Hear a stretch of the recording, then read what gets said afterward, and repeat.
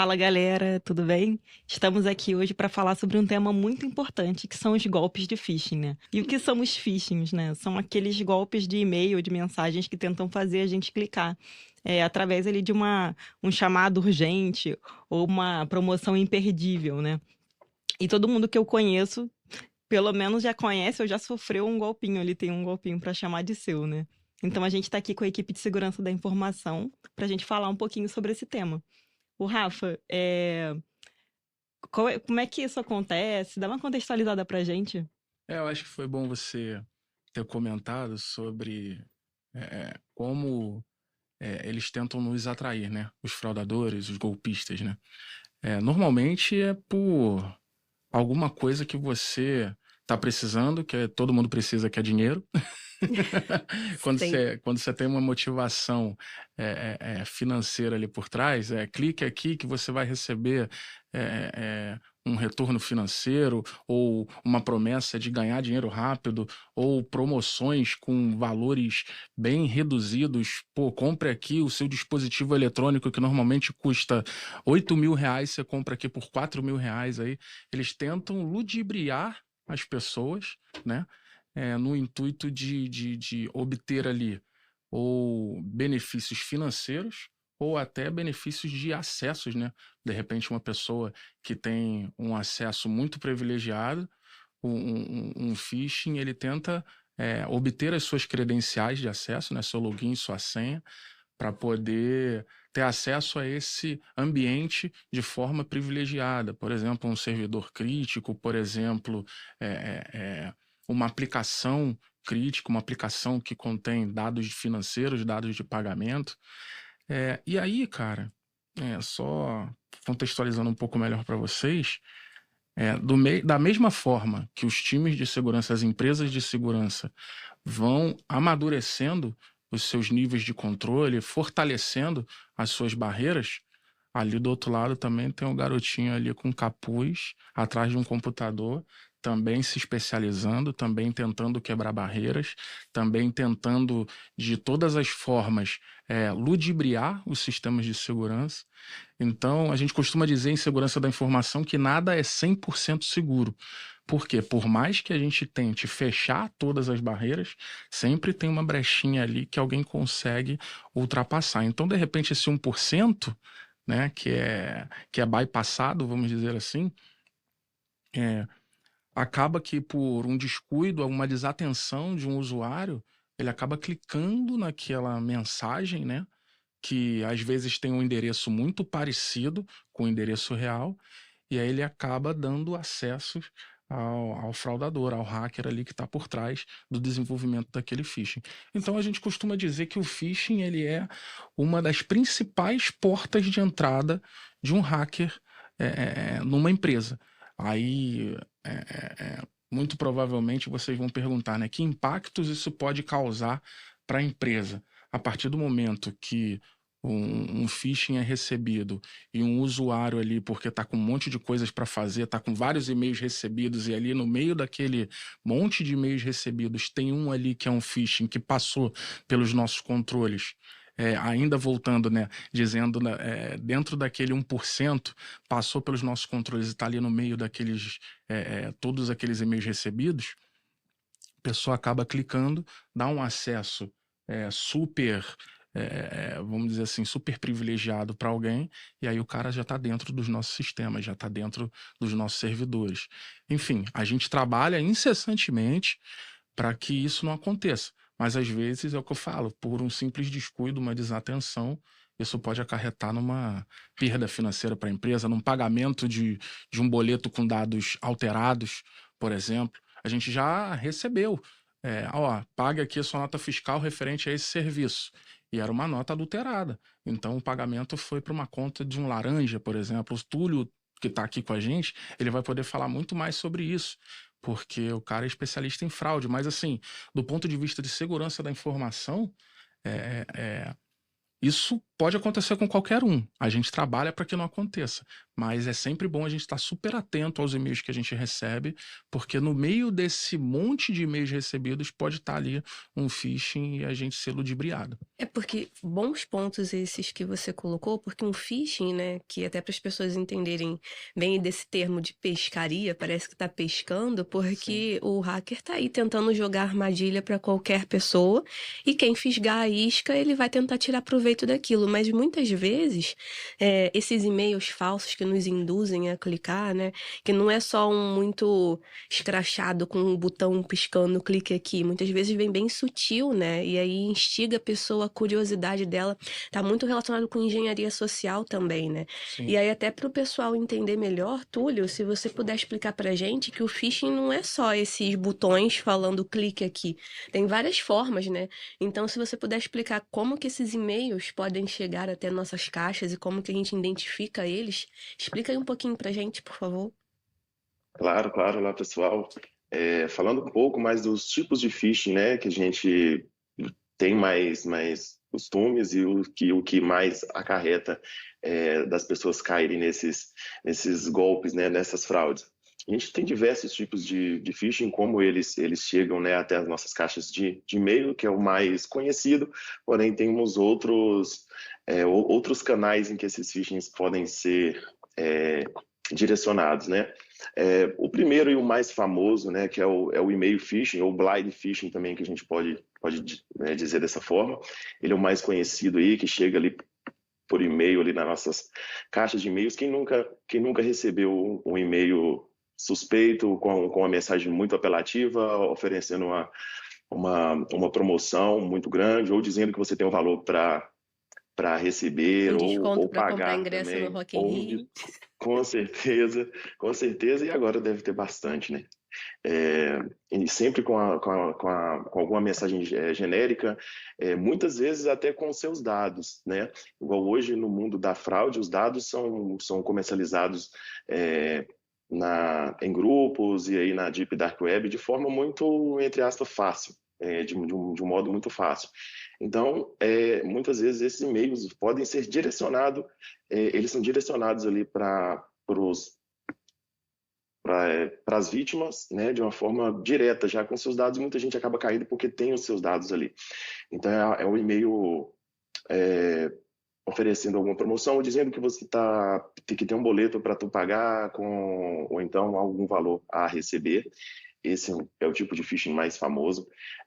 Tem também o clone phishing, que é onde eles clonam algum site, um site legítimo, eles pegam todos os dados daquele site, a imagem, o layout, e colocam de uma forma bem estruturada para tentar enganar a pessoa, a vítima ali, para ela, enfim, entrar ali naquele site, digitar o seu e-mail, colocar a sua senha, colocar dados de compra, algo bem direcionado e com a promessa de algum material ou de algum cupom que pode vir ali por e-mail, mas também cai nesse clone phishing. Inclusive, hoje, eles estão copiando muitos sites de compras, igual o Rafa trouxe, eu vou pegar um caso recente que eu acabei vendo, a pessoa vendendo ali 2 ar-condicionado, dois aparelhos pelo preço de um. E acabou que foi feito um teste, a pessoa entrou ali no site, ele direcionou, ele mandou o link ali de uma plataforma de pagamento idêntica, porém a URL era bem diferente, o site, a imagem era desfocada, enfim, são vários pontos que a gente pode identificar se é um verdadeiro ou não, tanto no e-mail quanto no site, né? Esse clone phishing, onde eles clonam um site legítimo, oferecendo algum benefício ali, eles fazem você digitar os seus dados, porque o intuito do phishing é esse, né? É uma pescaria, eles lançam aquela proposta para você digitar os seus dados, eles induzem você a digitar os seus dados ali naquele site, ou naquele e-mail, ou você a baixar algum arquivo, ou clicar em algum link suspeito. Sabe que é legal falar disso também, ô Túlio? Que assim, Claro. como a pessoa, né, o atacante está lá desenvolvendo algo muito similar à plataforma de e-commerce real, né, induz ao usuário ali que está sendo a vítima de colocar os seus dados. E aí, de repente, Vamos supor, não vou falar que é empresa, mas um site de e-commerce famoso aí que você costuma comprar, tá? Normalmente, o que esses sites reais fazem? Você coloca teu usuário, tua senha, autentica na plataforma e se você já tiver feito uma compra anterior, teu dado do cartão de crédito tá lá, Já tá salvo Uhum. lá. já tá salvo lá. E aí o que acontece?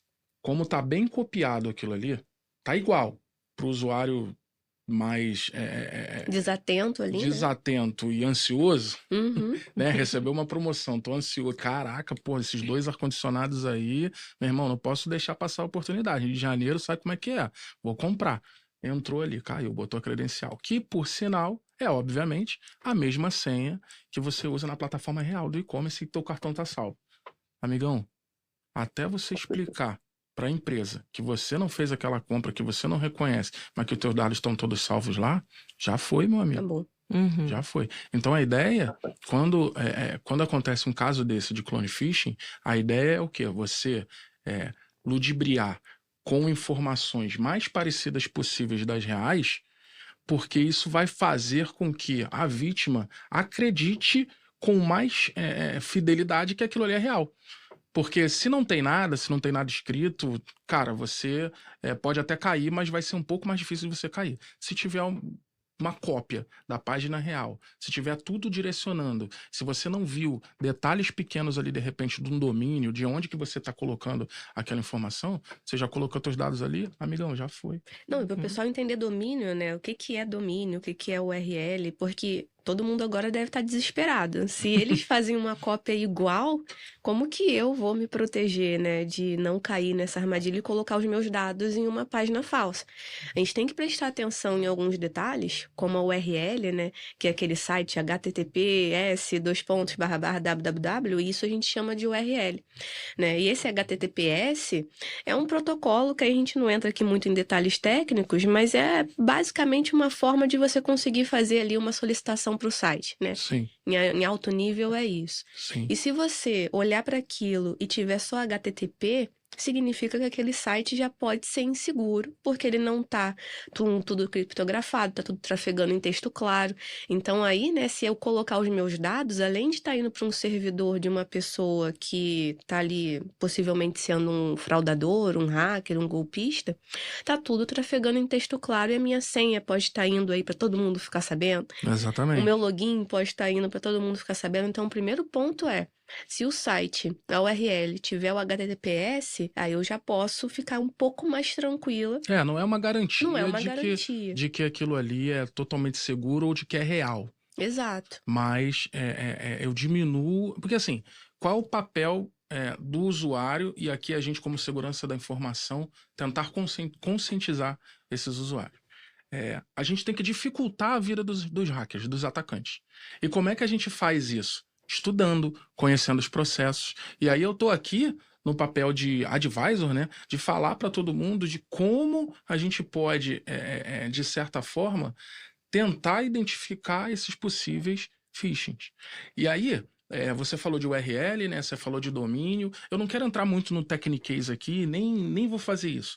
Mas assim, imagina o seguinte, a gente aqui, Globo, subiu um site lá, www.globo.com, um dos portais mais conhecidos aí do Brasil. Cara, uma simples alteração, alguém faz um registro de um domínio. Ao invés de www.globo.com, www.globo.com. Passa Cara, despercebido muitas vezes. Para o usuário um pouco mais desatento no momento, vai passar despercebido. Então imagina um e-commerce, um site padrão aí de compras, com uma letra alterada ou com um hífen no meio da sua composição ali, do seu link. Então, a gente sinaliza para as pessoas que, cara, dá uma olhada na URL, vê se o domínio é real, vê se você está digitando aquilo certo, porque às vezes também, o que os hackers fazem, né? Pô, uma letra muito próximo da outra pode dar um erro de digitação. Se você der um enter ali e o domínio estiver registrado, pode entrar um site com a mesma cara do site original. E aí você coloca teus dados lá, pronto. O dado tá lá na mão do atacante. Tá na mão do atacante. Uhum. Mas mesmo assim... E outro ponto... Diga, Túlio. Opa, desculpa. Só como complementando também a questão aqui do clone phishing, como o Rafa trouxe, um outro ponto a gente atentar muito, um exemplo daí do Globo.com.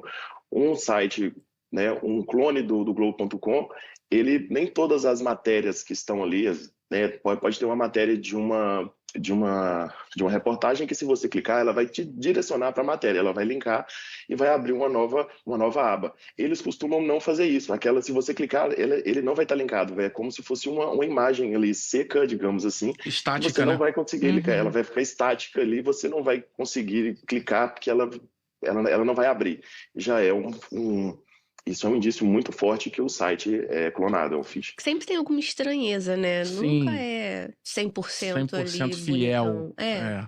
E mesmo assim, só para voltar no ponto de como identificar uma URL falsa, ainda existem sites que a gente pode confiar, que são de empresas sérias, aí, fornecedores de soluções de antivírus e tudo mais, que a gente consegue copiar, colar a URL ali e verificar a procedência daquilo. Então, todo mundo aqui, todos os colaboradores podem ajudar a proteger a empresa inteira, assim, reportar o phishing, né? Sim. Quando você reporta o phishing, você está mandando aquele e-mail que você achou suspeito para que ele siga para uma análise da área de segurança. E nessa análise, o que é verificado ali? Aí, chegando no ponto da sua pergunta, né? A gente analisa qual a URL, né, que está sendo direcionado àquele phishing, se tem algum tipo de malware, se tem, aí falando no popular, se tem um vírus ali associado àquele phishing, porque dentro do phishing ele pode ter um link que te leva para uma URL maliciosa que contém um artefato malicioso. E aí, de novo, não entrando no techniquez, mas assim, inocentemente você clica e é executado algum procedimento ali na sua máquina. Executou. Ele é um arquivinho autoexecutável, já tem um malware ali. O que esse malware pode fazer? Ele pode, por exemplo, capturar tudo aquilo que é digitado no teclado. Mesmo se eu tiver antivírus instalado no meu computador? Se você tiver um antivírus e ele estiver ativo e estiver atualizado, o risco é muito menor. Porém, existem algumas técnicas usadas por atacantes que eles bypassam os antivírus. Porque o antivírus ele tem dois formatos de detecção. Ou pode ser por assinatura. O que é assinatura? Um vírus ele já foi publicado em algum lugar e já foi reconhecido. Saiu uma vacina para aquele vírus. Pronto, a assinatura atual com essa vacina vai corrigir, vai detectar esse antivírus e vai detectar esse vírus e não vai permitir que ele seja executado na máquina. E o outro formato é comportamento. Ou seja, se eu tenho um software que ele faz uma consulta direta na minha memória, se ele faz uma execução sem parar ao meu processador, isso comportamentalmente é uma atividade de um malware. Então, a gente já consegue identificar, através dessas ferramentas de antivírus, que esse comportamento não é comum e isso é bloqueado. Agora, existe também aquilo que é novo, que é zero, que é desenvolvido agora, e saiu recentemente e foi enviado por e-mail. A ferramenta de antivírus vai pegar? Não deu tempo ainda. Não deu tempo ainda de ser desenvolvido algum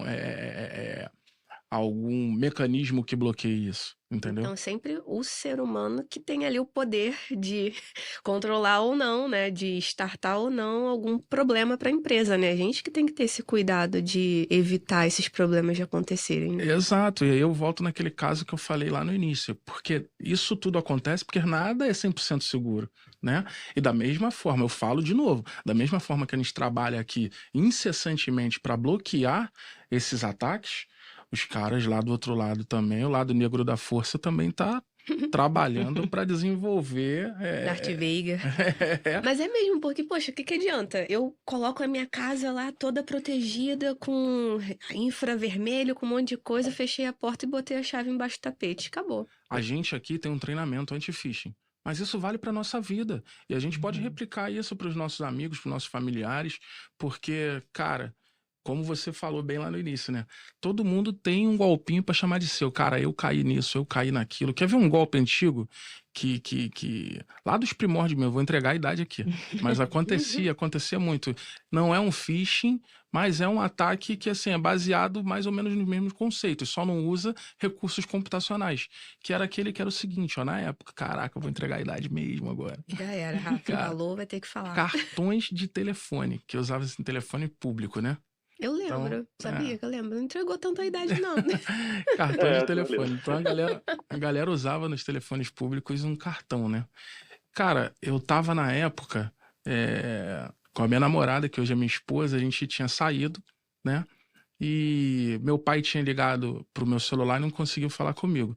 E aí, cara, eu não sei por quê, mas em determinado momento ele recebeu uma ligação dizendo que eu estava em poder de uma pessoa e que se quisesse liberar a gente tinha que comprar 50 cartões de telefone. E aí, cara, meu pai, tadinho, caiu nesse golpe, não conseguiu falar comigo, né? E aí, cara, naquele desespero, naquela coisa, pô, comprou os cartões e passou o número pra pessoa. Daqui a pouco eu cheguei em casa e eles foram me contar a história que caíram nesse golpe. Poxa, E e esse golpe aí é tenso. ficou famoso na Ficou época, famoso. ficou famoso na época e muita gente caiu. E hoje ele tá evoluído. Hoje você recebe da mesma forma, você recebe ligações no celular dizendo, ó, uma compra agora foi você precisa validar uma compra que foi feita agora no seu cartão de crédito no valor de R$ 5.000. E aí a pessoa vai falando contigo no telefone. E aí espere, aguarde na linha para confirmar a compra. E aí, cara, uma vez, né, eu, pô, maroto já de segurança, fui dar uma corda, né, pra um atacante desse. Sim. E aí, cara, ele fala igual uma central mesmo, igual uma central de atendimento. Quando eu falo que as pessoas estão se especializando em golpes, cara, é exatamente igual. Tem um barulhinho de teclado no fundo, de pessoas falando no fundo. Perfeito. É igual uma central de atendimento. E aí você Dentro vai... desses dois tipos, pode concluir seu raciocínio, Rafa, mas são dois tipos de ficha aí, tu colocou os dois Sim. que eu posso detalhar eles aqui Até desculpa posteriormente. Bem legal. desculpa se eu antecipei aqui, Túlio, mas assim, Nada, não, mas cara, é legal, é bom falar. é impressionante, porque nesse dia que eu estava disposto a ouvir, né, como é que essas pessoas fazem esse tipo de golpe, ele vai induzindo a pessoa a falar os seus próprios dados. Aí ele já tem meus dados ali na mão, tá?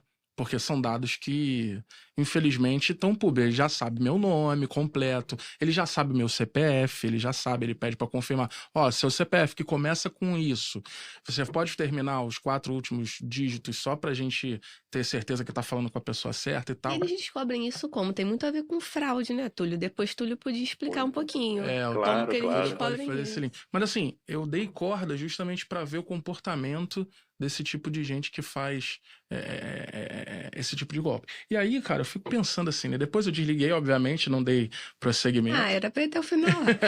Mas até o final eu dando a minha senha.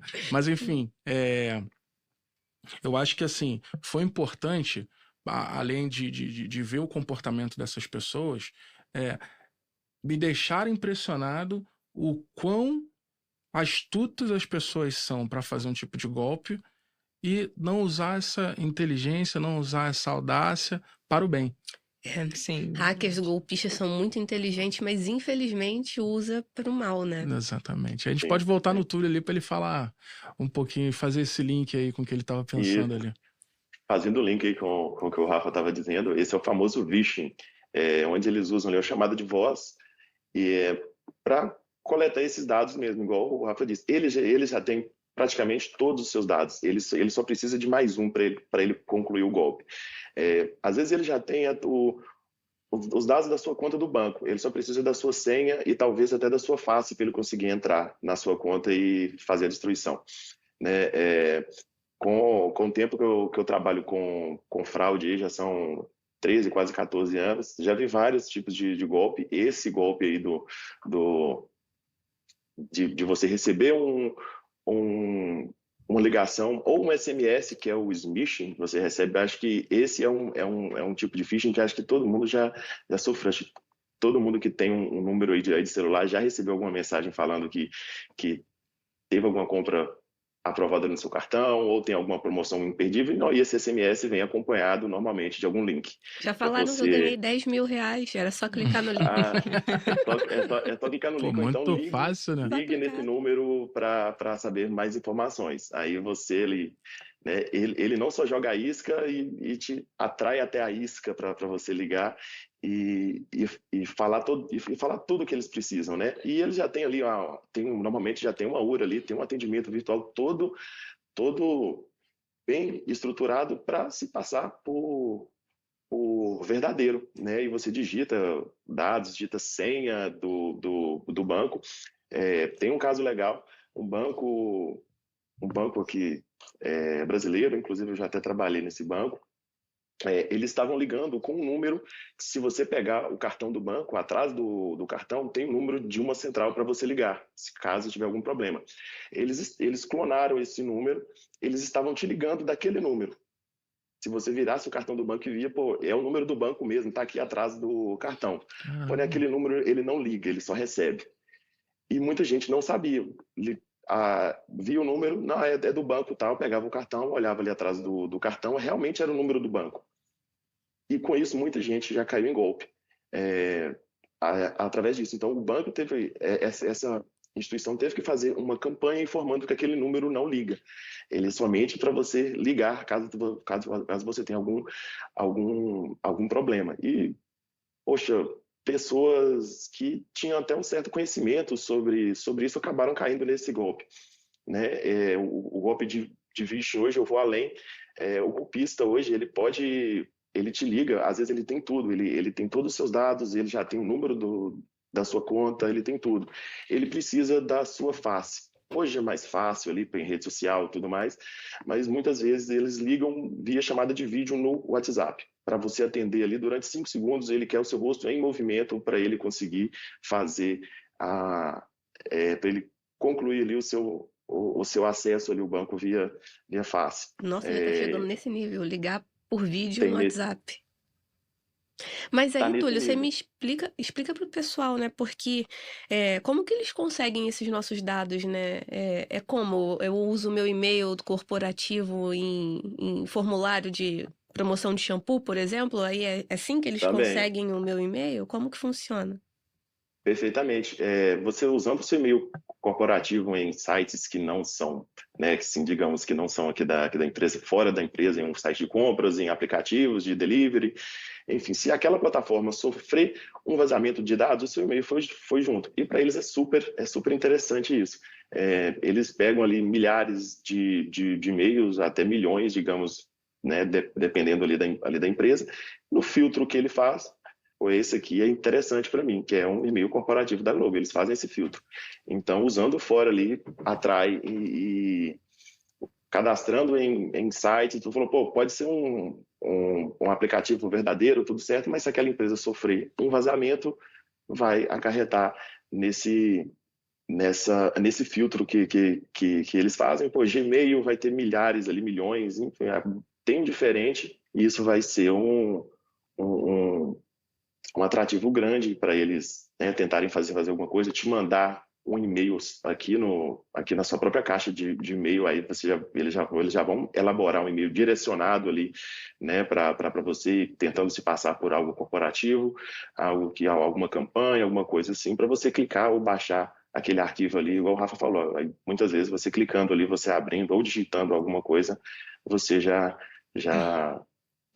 se tornou uma vítima ali dele. E é verdade, Túlio, que eu posso receber um e-mail do meu chefe sem ter sido o meu chefe que me mandou aquele e-mail? Como que isso acontece? Pode sim. Isso é o famoso spear phishing, né? Ou whaling, né? Eles podem...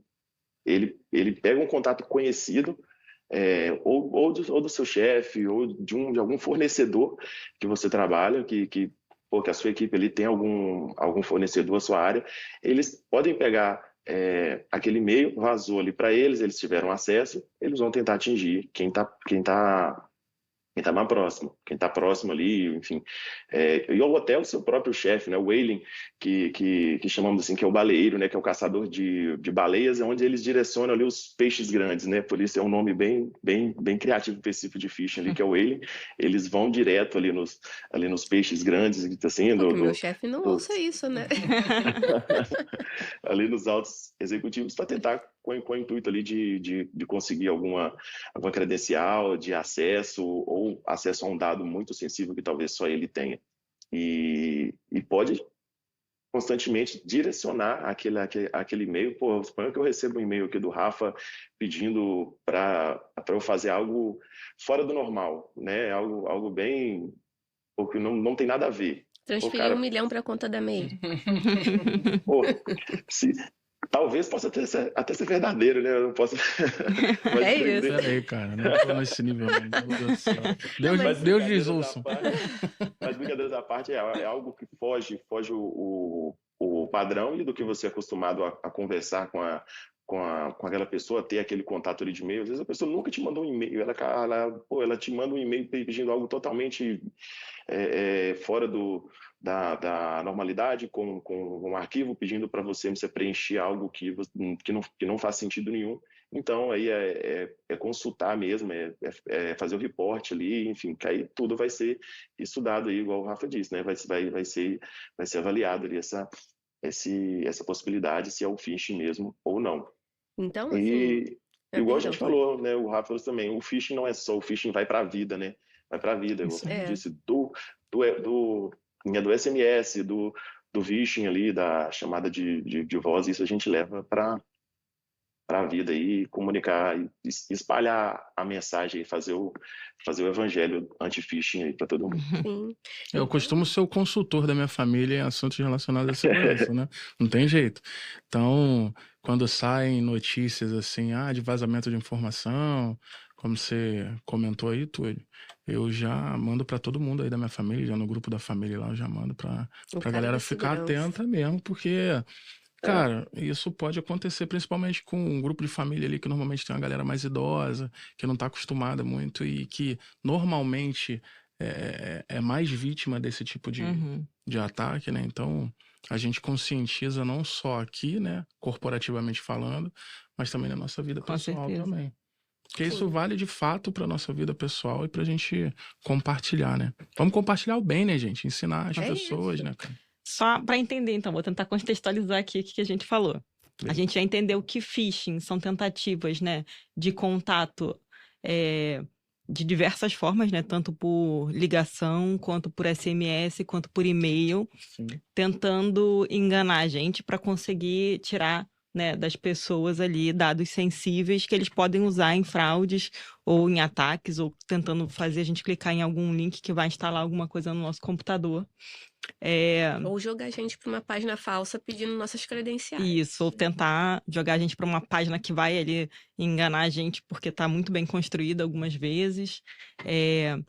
Eu também entendi aqui que eles costumam usar uma linguagem ali um pouco mais imediatista, né? Ou te dando ali uma promoção incrível, ou falando que você tem que fazer alguma coisa urgente. Pra mexer com emoção, né? Deixar Apelativo, né? ansioso. Apelativo, essas apelativo. Apelativo, ali oferecendo uma promoção incrível, que todo mundo tá de olho. A gente tem que ficar atento, então, quando se a gente clicar ali no link que já não deveria, mas se acontecer ali na calor da emoção, clicamos, temos que ficar de olho ali nas URLs, né, que a Meire falou. Tem mais algum ponto que a gente pode identificar que a gente está caindo num golpe? Eu acho que é assim, o beabá, né? O roteiro para a pessoa identificar. Recebeu um e-mail, primeira coisa, ver lá o remetente, né? O endereço do remetente, o domínio, como o Rafa falou, e até o Túlio estava explicando. Será que esse domínio, ele existe? Será que é de uma empresa legal? Será que eu posso confiar nesse remetente? Se eu já suspeitei do remetente e tá uma mensagem ali meio apelativa, eu não vou clicar em links nenhum, né, que tiver ali. Se eu passo o mouse em cima de imagens, porque hoje eles não estão colocando mais a URL toda no e-mail, né? Estão colocando imagens para poder você clicar. Antes de clicar, passa só o mouse ali em cima e dá uma olhada na URL, né, para ver se tem o HTTPS, se não tem. Se não tiver, se tiver na dúvida, copia essa URL, cola em algum dos sites que o Rafa depois pode até explicar pra gente como é que funciona para ver a procedência daquele link, né? Tem algumas coisas, né, aí baseado no que a Marcela falou aqui, tem algumas coisas que a gente precisa de fato ficar atento. Por exemplo, se vem uma saudação generalizada, você também já pode ficar atento, porque muitos têm os seus dados, mas muitos também não têm. Uhum. Então a gente tem que pensar assim. Então, se tiver ali, prezado senhor, verificamos aqui, cara, não foi direcionado a você, mas tá meio que de uma forma geral contextualizando ali qualquer pessoa, cara, já é um indício de que pode ser algo não real, Uhum. né? Mandou para várias pessoas a mesma mensagem. Sim, sim. Um outro ponto, escrita, cara. Português, normalmente, não estou dizendo que é uma regra, mas normalmente tem algum errinho de português, engoliu ali, atropelou alguma letra. E, cara, se é um e-mail que é voltado para o público corporativo, você tem maior cuidado ao escrever, a passar a mensagem correta de forma objetiva e possivelmente sem erros de português. Então, o fraudador ele não tem muito cuidado com isso.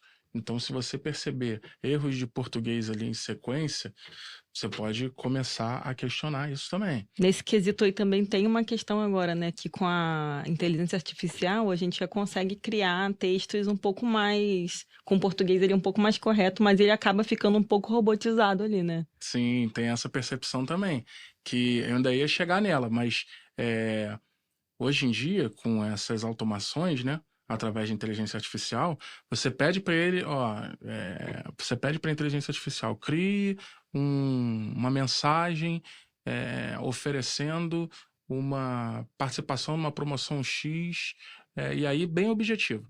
Vai sair um texto, mas você consegue detectar, se você estiver bem atento ali, você consegue detectar que aquilo ali foi feito através de uma inteligência artificial, e é um ótimo ponto.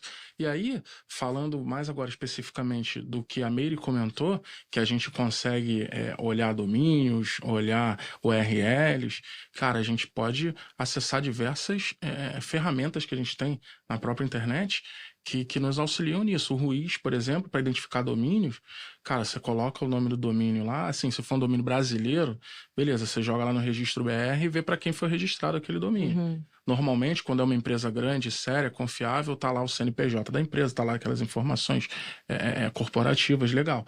Se tiver informações de uma pessoa comum, e aí normalmente nem é o dono do próprio site, é um laranja, é o nome de uma pessoa que também é capturado na Deep Dark Web e o registro é dominado, e o registro é associado a essa pessoa. Então, você também pode verificar se o domínio é real e se está associado a uma empresa.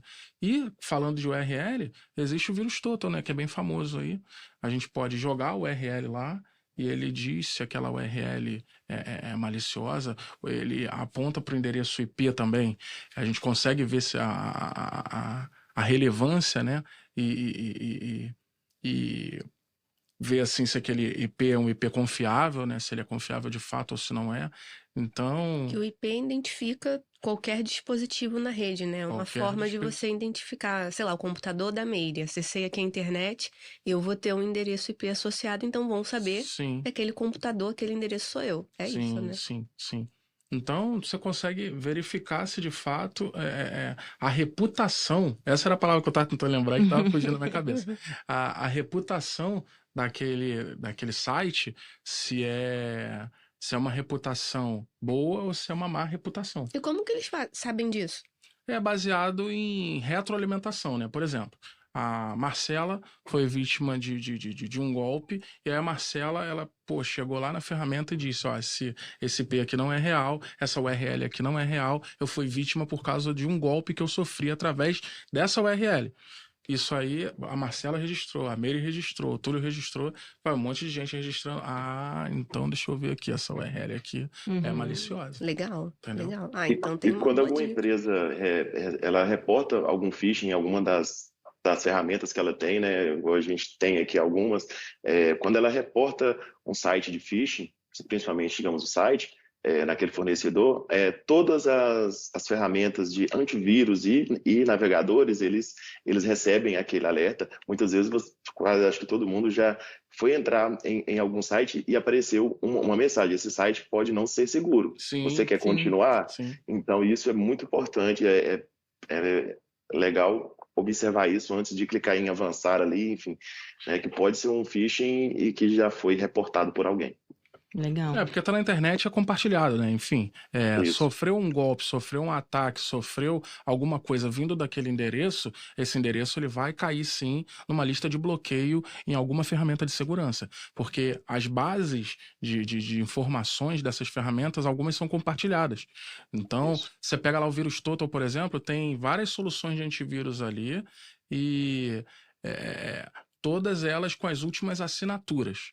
E aí você joga um arquivo ali para fazer a identificação, ele diz, ó, ferramenta de antivírus 1 detectou, ferramenta de antivírus 2 detectou, ferramenta de antivírus 3 não detectou. Porque o arquivo ele é detectado em um determinado antivírus, mas em outro talvez ele não seja. E ele te dá essa visão generalizada de várias ferramentas e quais que detectam e quais que não detectam. Legal. É bom trocar a senha também? Então, a partir do momento que você desconfiou de que colocou informações suas reais num determinado site, e aquele site pode ser fraudulento, troca na hora, mesmo. Na hora. É bom trocar a senha? Não. É necessário trocar a senha. Tá? E se você usa essa senha para diversas coisas, troca essa mesma senha nas suas diversas coisas. Tem até uma coisa que eu posso falar aqui, que é um site, né? Que você pode usar ele, inclusive, para o seu e-mail pessoal, para checar se o seu e-mail ele já foi vítima de algum vazamento em qualquer Legal. lugar, tá? Que é o Have I Been Pwned, né? No Have I Been Pwned, ele concentra diversas bases e ele diz o seguinte: baseado nesse meu endereço de e-mail aqui, já teve algum registro de vazamento onde esse meu e-mail aqui foi vazado, minhas credenciais? Você joga teu e-mail lá e ele responde para você, ó, teve um vazamento em 2019 da base X e teu e-mail tava nesse bolo aí. Cara, troca tua senha lá nesse lugar. E se tua senha, de novo, se tua senha é usada para diversas plataformas diferentes, cara, troca em tudo que você puder. E assim, a gente pode falar também, né, de cofre de senha. Eu acho que é legal a gente abrir um parênteses aqui para falar de cofre de senha. O cofre de senha, o que ele é, né? Ele é uma ferramenta que... Aí a Mary pode falar muito melhor do que eu, porque é mestre nesse tema aí. Mas assim, ele é uma ferramenta que eu uso também para uso pessoal, tá?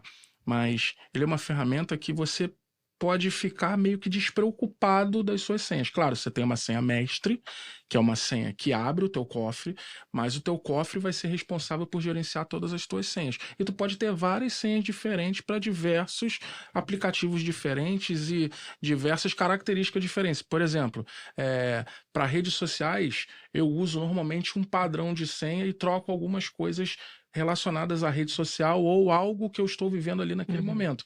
Então, se eu vou digitar isso uma vez e não vou lembrar mais, joga lá dentro do cofre. E o cofre, ele tem uma outra função que eu acho muito legal, que é assim, cara, gera uma senha automática para mim aí, cheia de caracteres que eu nunca vou saber e eu vou precisar do apoio do cofre. Cara, joga lá no teu cofre também, você nunca mais vai se preocupar com as tuas senhas. E uma senha para cada plataforma, isso que é o mais legal. Porque assim, cara, vamos ser sinceros, sinceridade, abre o coração agora, abre o coração. Não há como um ser humano decorar 78 mil senhas. Cara. É verdade. Aí o que a pessoa acaba fazendo? Anotando no papelzinho. Repete a mesma várias vezes. Ou repete. Você anota num papel, né? Você tem aquele teu bloquinho lá de 1974. Ou você, cara, começa a repetir as tuas senhas aí você faz aquele belo macete que você acha que, pô, agora eu tô seguro. Agora, segurança máxima. Vou trocar o último caractere aqui da minha senha, mas vai ser igual para todos. Globo@2020, Globo@2021, 2022. Oh, calma aí, né, gente? Pelo amor de Deus, você tá se enganando fazendo isso. Né, Rafa, você falou ali que tem como a gente consultar se o nosso e-mail, as nossas senhas, nossa credencial ali foi vazada. Sim. Agora, uma pergunta para o Túlio: existe alguma forma da gente verificar se os nossos dados, ou de cartão, ou de CPF, está sendo utilizado em alguma fraude? Existem algumas formas, sim, principalmente o seu CPF. Tá? A gente tem até a ferramenta mais famosa aí, que muitas vezes pode ser terror de muita gente, que é o Serasa. Terror de muita gente é muito bom. Pode ser o terror. Mas ele tem uma função legal e que é gratuita até certo ponto, em que ele faz um rastreio ali do seu CPF, para ver se o seu CPF já foi usado em alguma transação. Cartão, infelizmente, a gente só descobre depois que usou. Agora, se o seu cartão está sendo usado ali ou não, se alguém tem ele em mãos ou não, nem todo mundo consegue ali estar nos fóruns ali da Dark Web para poder saber se eles estão vendendo ali o seu cartão. Mas existem formas de prevenção, cartão, por exemplo, hoje, né? Claro, a gente tem ali o cartão virtual, o cartão temporário, né? Então, enfim, para não cair nesses tipos ali, se tu for comprar em um site, pô, fiz tudo ali, ele parece um phishing, parece um site que eles só querem pegar meus dados, mas tá tudo certo. Pô, usa um cartão virtual ali, um temporário, porque ele vai durar ali 24 horas e você tem mais controle sobre isso do que o cartão físico. Porque o cartão físico, todo mundo sabe, a dor de cabeça. Tu usa o Com número certeza. ali do cartão físico, pô, entrar em contato com o banco, vão cancelar teu cartão, vai demorar 10 dias para poder chegar outro ali na sua casa. Então, existem essas formas de saber se, enfim, se seu, igual tem um Have Been Powered, igual o Rafa falou, para saber se o seu e-mail tá rodando. Existe essa ferramenta ali do Serasa para saber se o seu CPF está sendo usado em alguma transação, enfim, igual muitos fazem até financiamento ali no seu CPF sem você saber. Quando você assusta, seu nome está no próprio Serasa. E também, como forma de rastreio aí, de e-mail ou senha, Rafa, eu não sei se todo mundo já viu, quem tem celular e Apple e o iPhone, o próprio iPhone hoje, se você usa alguma senha ali, e-mail ali no cofre de senhas, né, do iPhone, ele traz para você ali os vazamentos, né, onde seu site, onde sua senha foi salva ali, que sofreu um vazamento para você alterar ali imediatamente. Muita gente acaba ignorando essa mensagem ali e deixa a senha, depois pode ser tarde. Cara, e no iPhone tem uma coisa legal também, que ele diz o seguinte, ó, essa senha sua aqui já está sendo usada em 3 outras plataformas. Entendeu? Seria bom você alterar elas, entendeu? Legal. Ele já te dá o caminho para você alterar, inclusive, a senha ali no próprio site. E a gente recomenda, inclusive, para evitar esse tipo de ataque também, a gente recomenda habilitar sempre o segundo fator de autenticação. Porque além do seu login, que ali acaba sendo o seu número de celular e a sua senha, você tem uma outra autenticação adicional que vai te proteger. É como se fosse uma contrassenha, né? Enfim. Tem muitas Isso coisas. em tudo, né? Muitas Isso em tudo, né? coisas. Em Isso tudo, vale cara. para WhatsApp, rede social. Tudo. Cara, tudo que tiver a possibilidade de ativar o segundo fator, ativem, por favor. Isso é muito importante. Eu acho Que a que gente vê Instagram sendo invadido, o WhatsApp sendo clonado aí o tempo todo. Então, muitas por falta do segundo fator. E eles tentam até te pedir a mensagem ali do segundo fator. Eles fazem um golpe. Sim. Pô, tu receber um código, você pode me passar, porque a gente precisa conferir. Cara, quando tu passa ali, teu WhatsApp some na Já hora do seu era. celular. A gente quer conscientizar as pessoas, né, para que vocês usem isso na vida, e a gente conta muito com esse ensinamento que a gente passa para vocês, para que vocês estejam cada vez mais preparados para lidar com esse tipo de situação.